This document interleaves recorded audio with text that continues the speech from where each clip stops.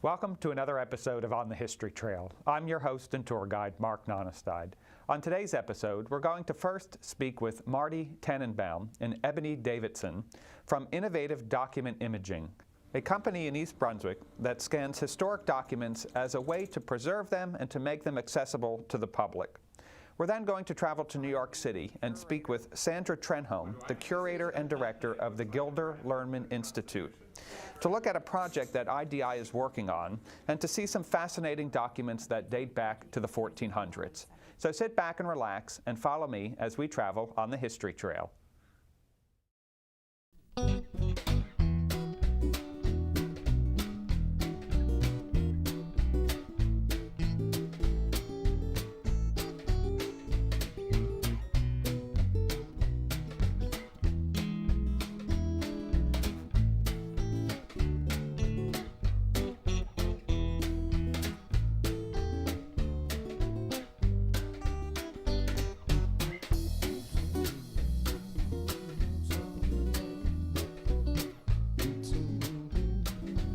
Marty and Ebony, welcome to the show.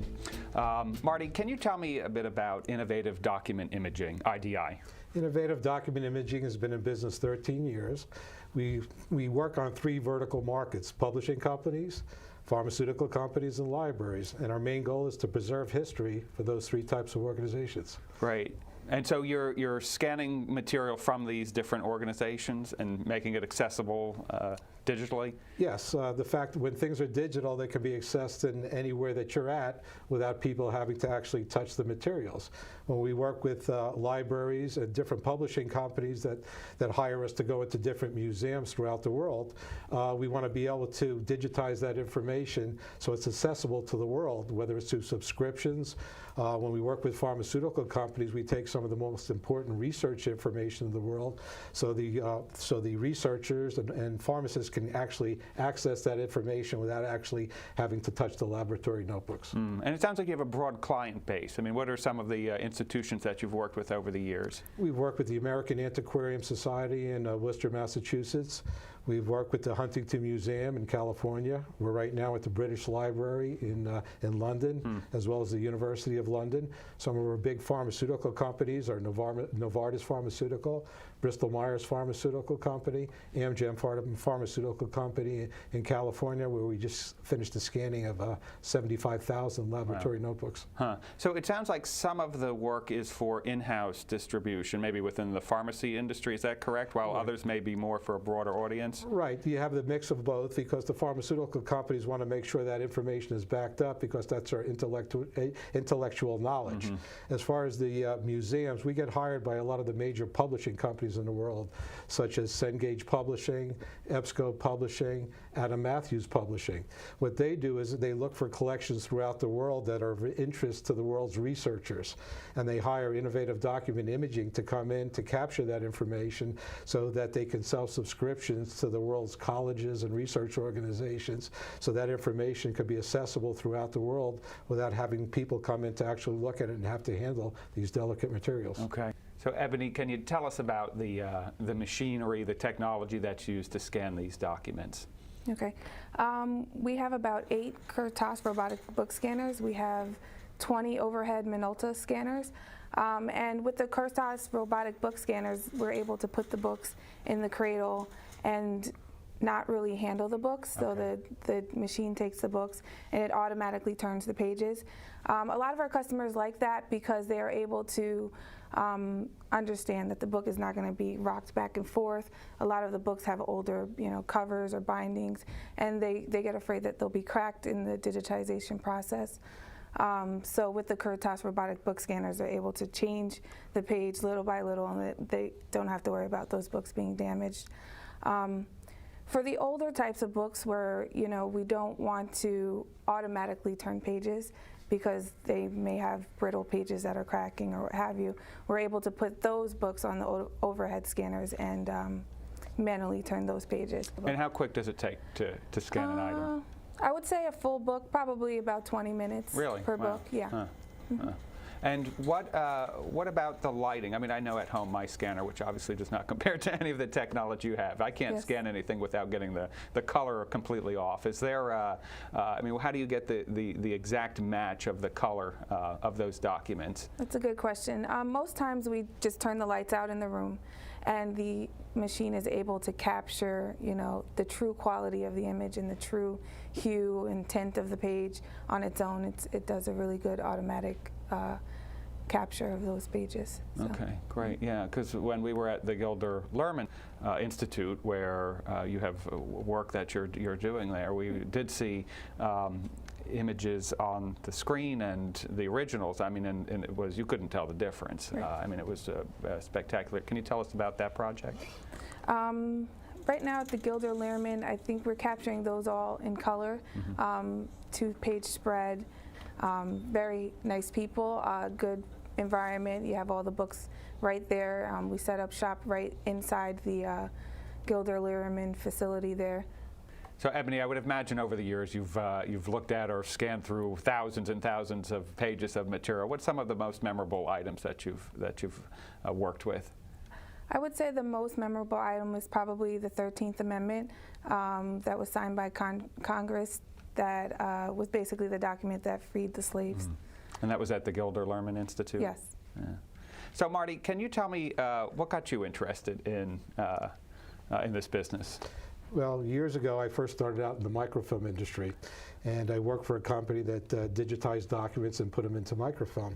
Thereafter, I worked for a company that sold the first imaging systems in the world. We sold thousands of Canon systems and upgraded to more sophisticated type systems over the years. Then 13 years ago, that particular company that I worked with was sold, and I decided to start innovative document imaging, basically to sell records management type systems. But I soon realized that a lot of the companies that I had associations with were looking to outsource a lot of their services that they used to do in-house. And I was able to work with Shearing Plow at the time that became Merck Corporation. They had their lab notebooks. And I became a Minolta dealer for equipment that actually makes these overhead type scanners. And we were the first company in the world that started digitizing lab notebooks for the research scientists versus putting them on microfilm. Then I realized we could actually create microfilm from the digital images. And actually we own a company now in Shelton, Connecticut that does the backup microfilm for the digital images per se. Over the years, I ran into a company that actually came out with a robotic book scanner that can turn the pages at the time at 1,200 pages per hour. Now it's up to 2,400 pages. And I said, boy, one of those scanners would allow me to do a lot of these lab notebooks. The fact that we had the company up in Connecticut that did the microfilm, they had associations with the publishing world. And I was introduced to the publishing companies because they were looking for a quicker way to capture all this content in the museums and the libraries. And they quickly realized that we were a good company to partner with to be able to quickly capture that information. I'm kind of amazed too, at the end of last year and the beginning of this year, we were scanning at the rate of 125,000 pages a week. Wow.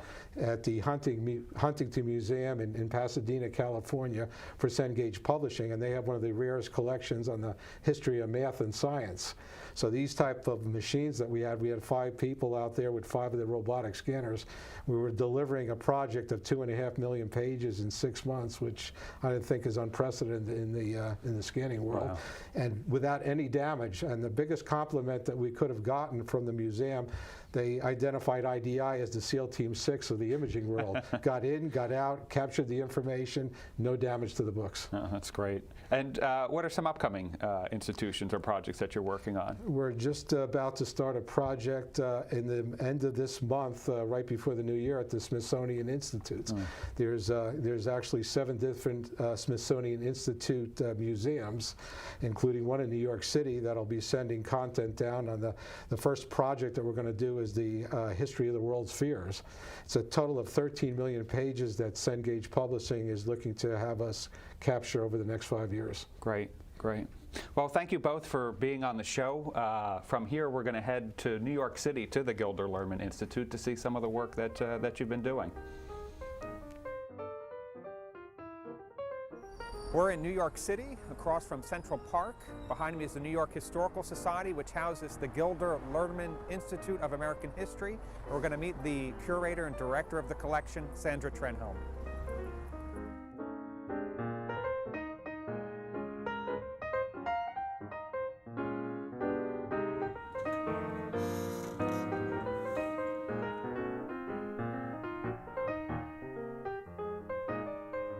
Sandra, welcome to the show. Well, thank you for having me.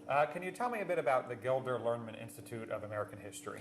Absolutely. The Gilder Lehrman Institute of American History is a 501c3 that was founded in 1994 to promote the study and love of American history.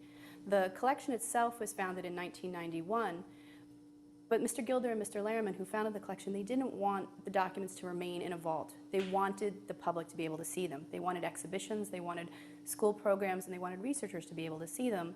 So they started the Institute to bring the documents out into the world. Right. So let's talk about the documents. How much material is in the collection?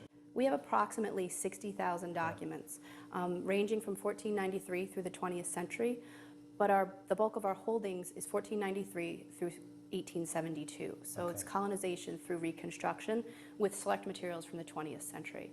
The Henry Knox collection is 11,000 documents relating to the Revolution and early founding era. The Livingston collection, which is 16th century through the 18th century, has almost 6,000 documents right there. Okay, you said 1493, right? 1493, absolutely, absolutely. And you have the earliest I do. one here. I do. Would you like to see it? Yes, absolutely. Absolutely. Okay, so this piece is Columbus's letter to King Ferdinand and Isabella announcing his discovery in the New World. And you'll notice that it's printed in Latin. That's because after Columbus wrote his letter, the king and queen sent it to Rome, and Rome was a power at the time. It was printed actually in Rome, so you can take a peek at it. And what's it printed on? It's printed on rag paper. Okay. So if you see here, you can see letter of Christopher Columbus. Oh yeah, in right in the front. Yeah. Huh. Kind of an interesting story about this one. When the letter was first printed, they left off Isabella's name, and she made them reprint it with her name on it. So, and there it is. So now, so you have letters are part of the collection. What are some of the other types of manuscript that's in the collection? Some of the other types of manuscripts. Would you like to see some more? Sure, yeah. Absolutely. So this is actually another letter, but it's military orders. And this is General Washington's orders to march on Trenton on December 25th, 1776. And there's a line in here that reads, under penalty of death, silence must be maintained by all the troops. Gives the exact road directions on how to get there. And then on the back is a hand-drawn pencil map of Trenton itself. That's great. And so you can imagine a soldier using this to get to where he was going to. It looks a little different now. Wonderful. So, well, let me ask you, what do you think this is? What do I think this What do is? you think that is? It looks like a draft of the Constitution. It absolutely is. It's the first draft of the Constitution, and it's printed on August 6, 1787. This copy happened to belong to Pierce Butler, who's a delegate from South Carolina. And you'll see throughout the document are the notes and corrections that they were making before the second draft. Probably the most significant changes up here in the first paragraph, where the preamble does not say, you know, we the people of the United States of America. It says, we the people of the states of, and then it lists all the states. And at this point, on August 6th, we're still a confederation. By August 28th, when the second draft comes out, we are a federation, a very strong national government, and we've made that choice. All right, and as you said, you noted here that he did make his corrections on here. I mean, you can see in ink and also in pencil, crossing things out. Had a blob of ink drop there. You can turn the page and you can see there's even more on the second and third pages. So have you compared these to other versions to see how it has evolved over time? We actually have, and what we're going to show you here, we have compared it to another version, and this is Benjamin Franklin's copy that was given to the delegates on September 17th, 1787. So this is the final version of the Constitution. You can see here clearly the differences in the preamble. And this is almost, if you're a teacher, the topic sentence for your entire document. So is this material that has been purchased by the Institute or donated as well over the years? We do acquire from auctions, from private dealers, but also primarily through donations. I mean, a lot of material out there in people's households needs to come into archives such as ours, or else the stories will be lost. One of our biggest collections would be our soldiers' materials through the Revolutionary War, Civil War, and even into World War II. Those stories of the common soldier are what really America is all about. And you mentioned part of the mission here is to make this material accessible to researchers, to students, to scholars. How do you do that process? What's that process to do that? We have a number of programs that we do, primarily our website, because it's just available to everybody. And we have members in every state and across the country that come to the site to access educational resources. We take our documents from the collection, we write introductions to them, we have the photographs and even transcripts available, because many people can't read historical handwriting, and discussion questions that the teachers can download and then use in the classroom. But it's actually open for anybody to do that. We do exhibitions not only here in the New York Historical Society, but across the country. We loan to a lot of other institutions. We run workshops where my staff and I bring out the original documents, we give each of the participants copies, and we read them together and try to dig out the hidden history in them. What's the personal story, what's going on here, and why is it important to learn? And so it's about the interpretation of the document. It's more than just what the words, it's what the deeper meaning of them. And there's an item here that helps illustrate that? Absolutely. Just this one first. And then we'll take this one out. Okay, so we were talking about interpretation, and this is Right. certainly a piece that helps illustrate that. Right. What's really interesting about this piece is I believe it's in almost every school book across the country, but it's usually only about 2 inches tall. It's an illustration on the side and not a document in and of itself. So what we've done is created a lesson plan for it, where we help teachers and students walk their way through it. We recommend not telling your students what happened and ask the general question, what's going on here, and why do you think that? So the first thing someone will say is that the British soldiers are shooting the Americans. And who's at fault? Almost everyone will say immediately the British soldiers must be. So we ask why. And what we see is the British soldiers have very sharp features. They have beady eyes, pointy noses, very sharp cheeks, in comparison to the Americans, who are very soft looking. So they just look more mean than the Americans do, particularly this man in the background here, who's kind of having a fun time as he bayonets someone. The amount of blood that's spilling. The only 2 signs that you can read in this whole print are Butcher's Hall and the Customs House. And Paul Revere, who engraved this, actually gave the nickname Butcher's Hall to the Customs House, which is the tax collector. The British soldiers are lined up in a firing squad order. That's not the way it happened. The Americans, the colonists at the time, are upperclassmen here. They're not the working class who are actually out that night. And even something simple as having a woman in the crowd affects your opinion, particularly at the time period when men who were out with their women certainly would not have been causing trouble, and anyone who would have shot a woman would have been considered barbaric. Even the dog in the front, that's the first thing all the students notice, by the way, the dog in the front. Dogs symbolize loyalty and fidelity. And on the prints that aren't colored in, they're all hand-colored, the dog can be seen to be staring directly at the audience. And almost as if he's challenging you, what are you going to do about this? Right. The way the light streams down on what's going on, illuminating it. The fact that the clock has the right time on it, the first couple prints Revere made did not have the right time. And so he went back and he fixed the time on the clock to prove that he was actually doing the right thing. Kind of the really great one, the one that nobody ever expects, is here. If you follow the B in Butcher's Hall all the way down to the windowsill, you'll see a sniper in the window. Yeah. And one of the biggest controversies is what actually happened to start it, who fired that first shot. And so perhaps Revere is suggesting that it was a sniper in Butcher's Hall that started it. Interesting. And so this really gets to the crux of the Institute here. Absolutely. I mean, it's the interpretation of this document and how you can, an item that's well over 200 years old, how it has validity today in society and for school children as well.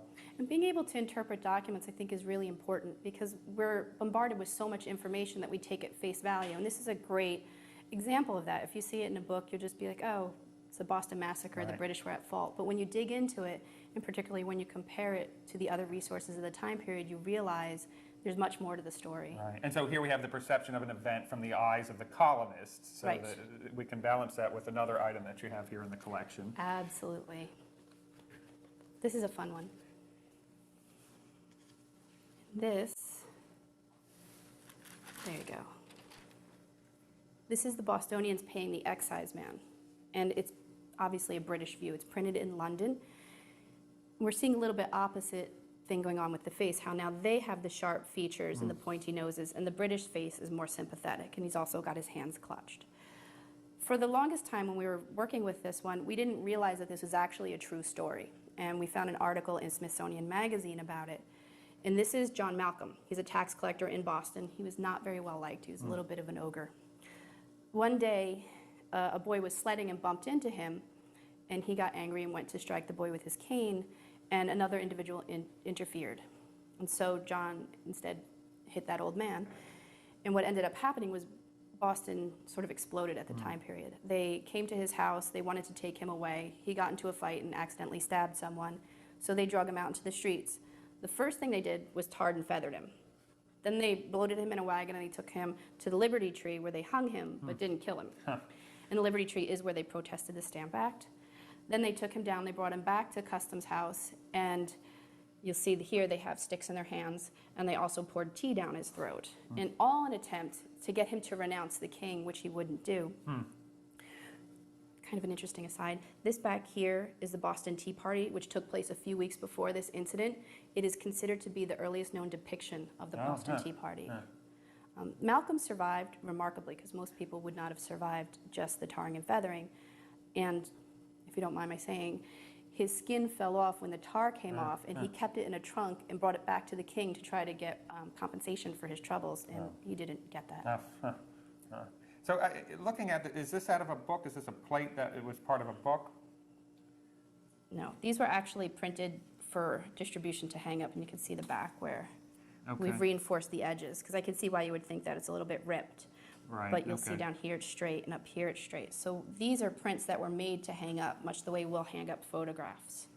And this is a process called the mezzotint. That's why the colors are striking. Okay. All right, great. So I see now the conservators reinforced the edges there. Yeah. Okay. Would you like to see something else? Sure. Okay. So this one is a letter from George Washington.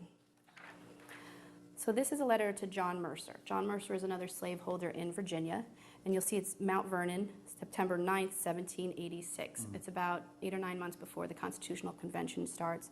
They already know there's going to be a Constitutional Convention, and Washington is answering a letter from Mercer. In the first one, he said he never means to own another slave by purchase, it being among his first wishes to see slavery abolished by the legislature, and this is kind of important. He inserts by the legislature, so he went back and thought about it. He wants slavery in the country abolished by slow, sure, and imperceptible degrees. So it's very important to note that it's before the Constitutional Convention. We know from working with Mount Vernon down in Virginia that Washington wrote several of these letters, maybe up to a dozen, to other prominent planters prior to the convention, almost as if he's trying to get support or to see how other people thought about the possibilities of ending slavery. So you can see right there, he inserted it. And the other part of the letter deals with something very interesting called military certificates. Have you heard of those? Military certificates are basically IOUs we gave to the soldiers in the Revolutionary War in lieu of pay. We didn't have any money at the time period. And so in 1786, we still hadn't made good on those. And there was a booming business of buying these, paying you pennies on the dollar because you're a soldier, you needed your money, and holding them in hopes that the government would make good on them later. And Washington said he will not touch them. He does not want to be involved in that whatsoever. Ironically, Abigail Adams bought many. So the collection itself, so we're looking at manuscripts here, letters.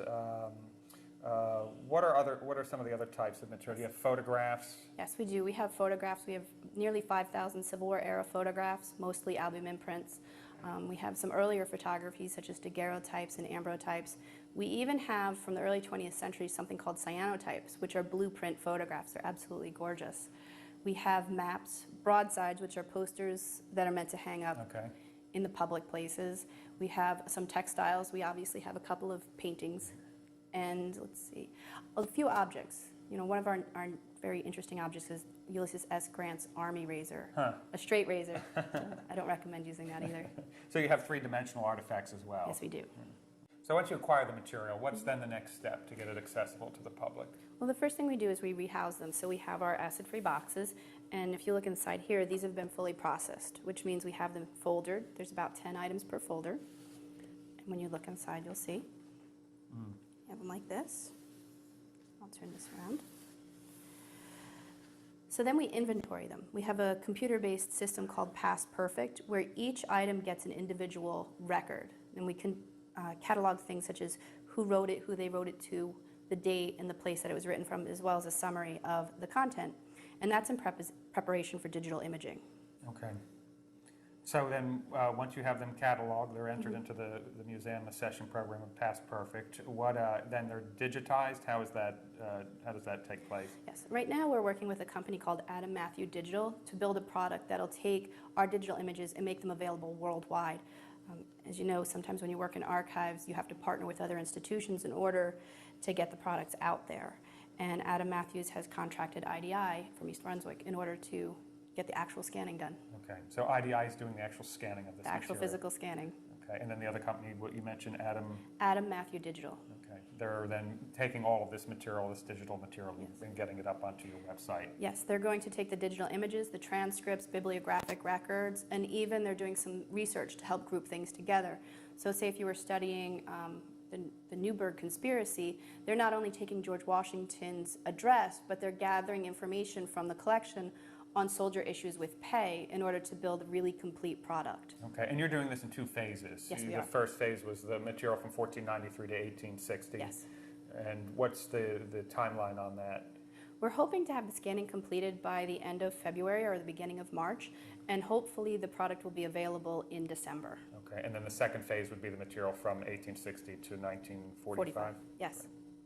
And so can you tell me a bit about your involvement? What got you interested in this? My father was actually very into the Civil War, so we ended up going to battlefields forever. I have pictures of myself about 2 or 3 years old at Petersburg, but particularly Gettysburg. And we spent so much time out there, because it's not far, that I ended up going to college there. That was the place I had to go to school, so I ended up going to college in Gettysburg. And Mr. Lehrman was my professor for my senior thesis. Oh, great.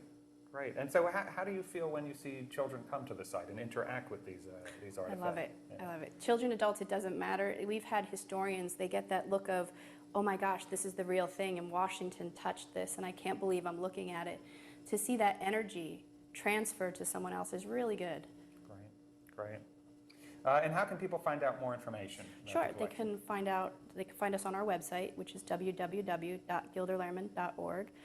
We have really great materials there, including, I have to brag, a section called Treasures from the Collection, where we've taken some of our highlight pieces and written them up in blog style. Great, great. And so this material is searchable online. They can Absolutely. visit the website and search for... Absolutely. At this point, we have most of the collection catalog up online. There's not images for a lot of it yet, but what we have is fully searchable. So you can type in the names of someone, and it'll pull up those records for you. Great. Well, thank you very much. You're welcome. Well, I hope you enjoyed today's episode as we got a chance to talk with Marty and Ebony, and as we traveled into New York City to talk with Sandra and see some of the fascinating work that IDI is doing. For further information about the Gilder Lehrman Institute, you can visit their website at gilderlehrman.org. And for more information about IDI, you can visit their website at idiimage.com. Thank you for watching, and come along again as we travel on the History Trail.